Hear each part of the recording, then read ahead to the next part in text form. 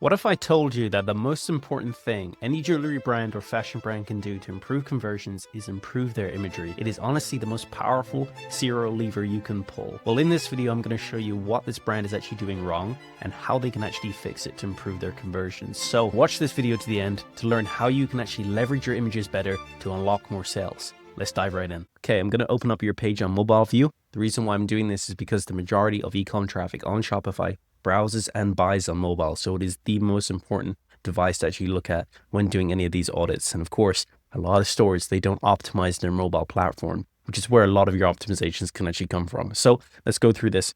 I'm going to view this in a window size of 650 height. That will show me what on most devices is actually visible at any one time. Okay, so let's go through this. Okay, I will tell you the first thing that I can see straight away that you can do to optimize this. I've worked with a few jewelry brands in the past, and one of the key principles or the fundamental thing behind success, I guess, in the jewelry space, you could say, for Shopify stores is your imagery.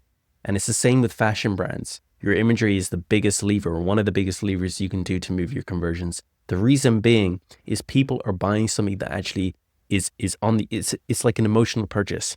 You know, buying a piece of jewelry, buying a t-shirt or buying a premium hoodie, it's an emotional purchase. You're going to wear that. And it all comes down to how good it looks. And so the most important thing that determines whether someone buys or doesn't buy is the images you have in your store. So above anything else I'm going to talk about on this audit, the biggest thing that you can do is looking at your imagery that you have in your product carousel and seeing what you can do to improve your imagery. What I would say is this photo over here, I think is a little bit better than this first one, because this first one is really small to actually see what it looks like on the person. Okay, so I would actually say that this image is actually better. And overall, I'm not a fan of how small your images are.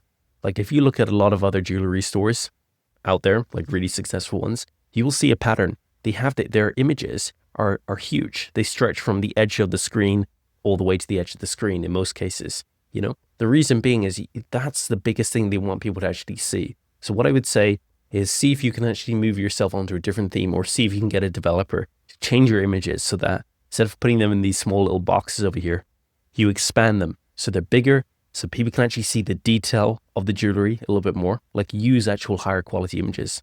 You don't want to have someone to zoom in even in here to actually view it. And even when I zoom in, I'm not able to see any of the intricate details. When I zoom in, I need to see the sparkle of the jewelry. That's a key indicator that I need to see for a jewelry brand. This one is a little bit better. You can see it's a better quality image.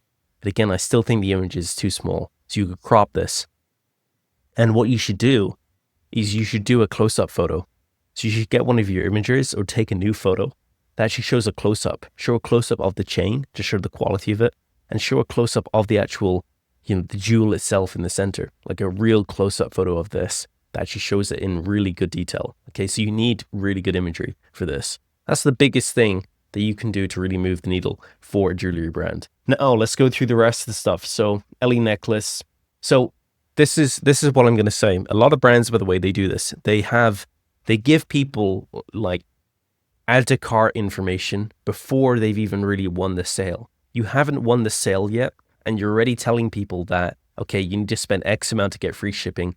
You need to spend X amount to get a 10% discount. You need to spend X amount to get a free gift. But you haven't won the sale yet. That's why in most cases, this information should be communicated in your cart, in your bag, okay? So it should be communicated there instead, because that way, the only people who are going to see it are the people who've already added to the cart. They've already taken the first step to actually, winning the sale, okay?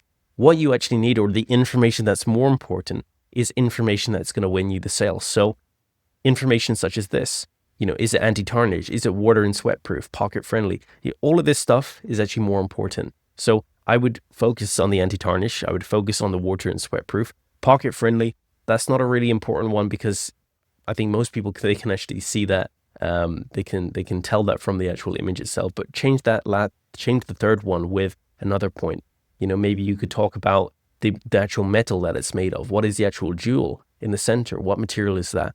That information is really important, and that's obviously going to help people decide whether they want to buy or not.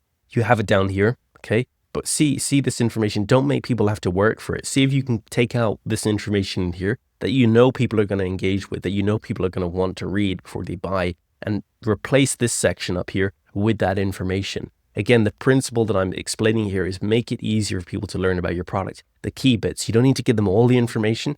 Give them the pieces of information that are really important to them. The material, the tarnish information, and of course the price, and of course improving your product photos. Those are going to be the most important parts that I'm actually recommending that you improve here. If you're looking for further help, we do offer a service where we can craft a high converting landing page that is designed to outbeat your current page by at least 10%. Our specialty is designing these high converting landing pages, and we pretty much do this every day for the e-com clients we work with, such as Snow, CarePod, Soloway, Velvet Caviar, and many more DTC brands, helping them to increase their ad performance and get better results in terms of their conversion rate, average order value, and overall profitability. If you're interested in learning what results we can get for you and how our process works, then check out the description. There are links to our website. And of course, you can also book in a call with me and answer any questions you have. Cool. And I hope you got some value from this video.